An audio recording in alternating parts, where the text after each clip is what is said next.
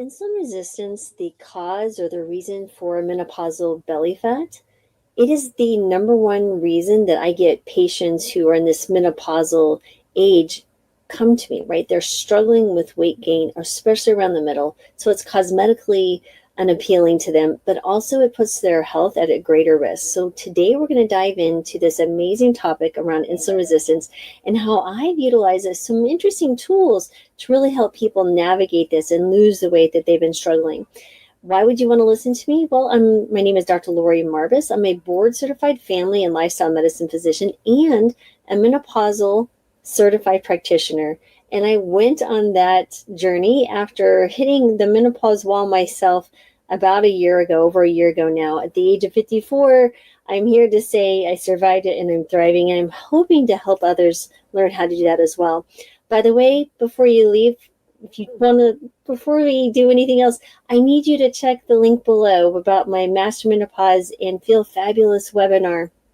There you're going to learn top 3 mistakes women make during menopause, my 5-step blueprint to really feel well, and something that I actually utilize with myself. And also you'll get a free download called the Perimenopause and Menopause Evaluation Checklist. It literally walks you through exactly what you need to be paying attention to when you go to speak to your own doctor. What questions are important, how to get organized around your symptoms that can seem so complex and confusing.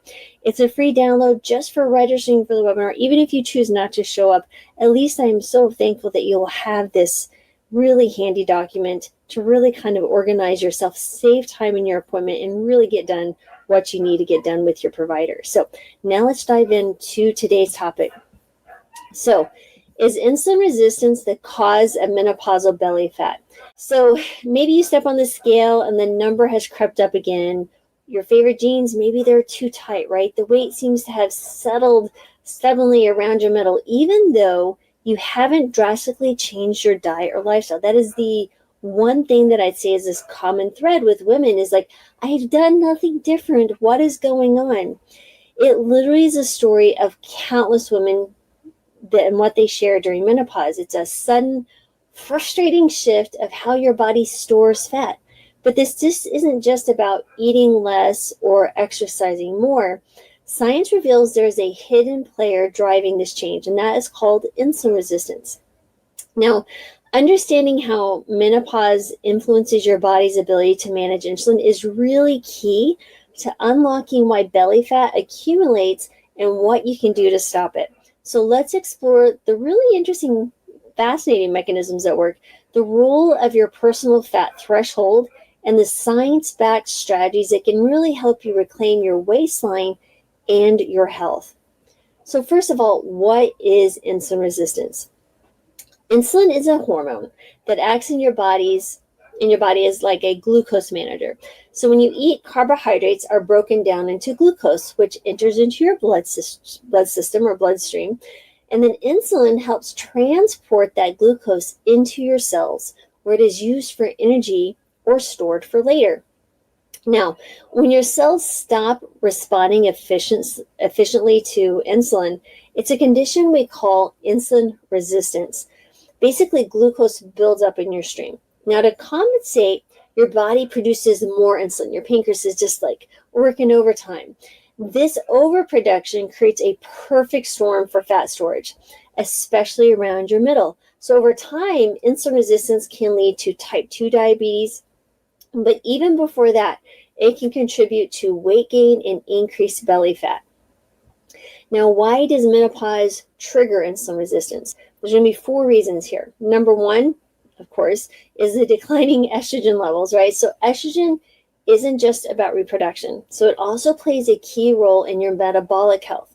So during menopause, estrogen levels obviously drop, reducing your body's sensitivity to insulin. This forces your pancreas to produce more insulin to achieve the same effect. Number 2 is increased visceral fat. Menopause changes how your body stores fat, shifting it from the hips and thighs to the abdomen. Now, visceral fat surrounds your organs, releases what we describe as inflammatory molecules that worsen insulin resistance. And that just creates this really vicious cycle of fat storage. Number 3 is muscle loss, also known as sarcopenia or age-related muscle loss. This accelerates during menopause. Muscle tissue is highly effective at using glucose for energy. Less muscle means less glucose uptake, leaving glucose in the bloodstream and driving up insulin. So remember that. Muscle is your metabolic furnace. Number 4 is chronic inflammation. Visceral fat is metabolically active and produces pro-inflammatory molecules. This inflammation further impairs insulin resistance or further impairs insulin sensitivity and promotes, again, more fat accumulation around your waistline. So what is the personal fat threshold and why waistlines expand? The concept of the personal fat threshold kind of helps us have a little bit further insight. This is a theory that suggests that everyone has a unique capacity to store fat subcutaneously or under the skin. Now, once this threshold is exceeded, fat begins to accumulate in places it doesn't belong, such as around internal organs, or what we describe again as that visceral fat, and also in liver and in your muscles.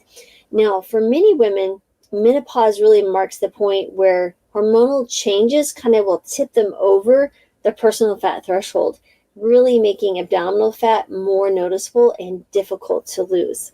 Now, how do you reverse this process? How do you reverse insulin resistance and finally lose the belly fat?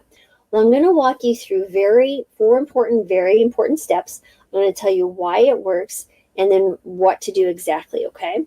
So number 1, absolutely, I understand this is going to feel like an uphill battle, but there's absolutely proven strategies. I've worked them with patients across the country as I'm licensed in all 50 states. It helps you become more sensitive to insulin, reduce your belly fat, and decreases the risk of chronic diseases like diabetes and heart disease. So number 1 is adopting a low glycemic, high protein, plant-based diet, or at least a plant-forward type diet. Why does it work? Low glycemic foods prevent sharp blood sugar spikes and then reduce the demand for insulin. Now, a plant-based diet that is also low glycemic is rich in fiber, healthy fats, and plant proteins that supports weight loss, reduces inflammation, and helps balance the hormones. So it is a win-win-win. What should you be focusing on to eat here? Number 1 is foods like lentils, chickpeas, tofu, tempeh, quinoa, and dark green leafy veggies. These provide essential amino acids for muscle synthesis while keeping your blood sugar stable. Healthy fats from walnuts, ground flax seeds, and avocados can further support hormonal health. Number 2 is engage in progressive overload strength training. Why does this work? Remember how I said muscle is your metabolic furnace? Building muscle improves insulin sensitivity, and because muscles actively use glucose for energy, strength training also combats the muscle loss and boosts your metabolism. Absolutely a wonderful thing. Think about strength training, resistance training as the fountain of youth. It's pretty close. And what to do? Well, at least 3 times a week, you want to incorporate exercise that requires some kind of push and pull, right, of major muscle groups like squats, chest presses, and rows. Gradually increase those weights or resistant bands or whatever you're using over time to challenge your muscles and stimulate growth. Number 3, move daily for insulin sensitivity. Why does it work? Daily movement such as walking, yoga, or light cardio reduces blood sugar levels and enhances your cell's response to insulin. Why is it doing that? Well, when you think about what do you have to do to move your body, you have to use your muscles. So this will increase your glucose uptake. And so that's really important to understand. What I typically would tell patients, because we utilize continuous glucose monitors, which sit typically on the back of your arm. If you use the Freestyle, you can also use the Dexcom on your arm, but also on your belly. And maybe I'll do a video on why and how you can utilize a continuous glucose monitor or a CGM to lose weight. I've worked with hundreds of patients who had diabetes, who don't have diabetes. I've worn them myself. I have a really interesting in deep understanding of what food does and how to utilize that CGM. So maybe I'll do a video about that. But again, when I have patients wear the CGM, or even on myself, you can see it. If you eat some food, you want to wait about 30 minutes, right? And after that last bit of food is taken, that glucose is now entered into your bloodstream. So what you'll want to do is take a 10 to 15 minute gently brisk walk. You can still have a conversation. And what you'll see on the CGM, meaning I can see your blood sugars, it drops precipitously. Now, when you stop exercising, it will bounce up, but it won't be as high as it was. And why do I want you to wait for 30 minutes? Is because you're going to be utilizing the glucose that you just consumed, right? If you don't wait 20, 30 minutes, you're just going to be utilizing the blood sugar that was already there. I mean, that will help to some degree, but if you hadn't eaten in a while and you utilize that, your liver may start dumping glucose into the bloodstream as well. So that is the thought, or at least my theory around why I recommend that. So what do you want to do? Again, 20 to 30 minutes of daily movement, prioritizing activities that you enjoy to make it sustainable. Walking is the simplest one, but again, if you can hit 10,000 steps, that would be amazing every single day. Number 4 is reduce chronic inflammation. Now, why does this work? Chronic inflammation worsens insulin resistance and contributes to fat accumulation. Reducing inflammation with diet and lifestyle changes will help break this cycle. Now, what should you be doing, or what should you be eating would be a good direction, is eating antioxidant-rich foods. Think berries like blueberries, raspberries, blackberries, dark green leafy veggies. See that? Those dark green leafy veggies, they're a win-win-win. They're low calorie, they're low glycemic, and they've got some amazing nutrients. And then also spices like turmeric, amazing. And prioritize stress management, which practices like meditation, mindfulness, deep breathing, and or really focusing on deep quality sleep. So many of these things are kind of like, think of yourself if you have a recipe, right? And you really want this, let's say it's a soup recipe, and you want the soup to have every single taste and it hits all the flavor profiles in your palate. It's almost like that with your health, right? To get that perfect recipe for health, you really need to start paying attention to all the different components that go into your recipe.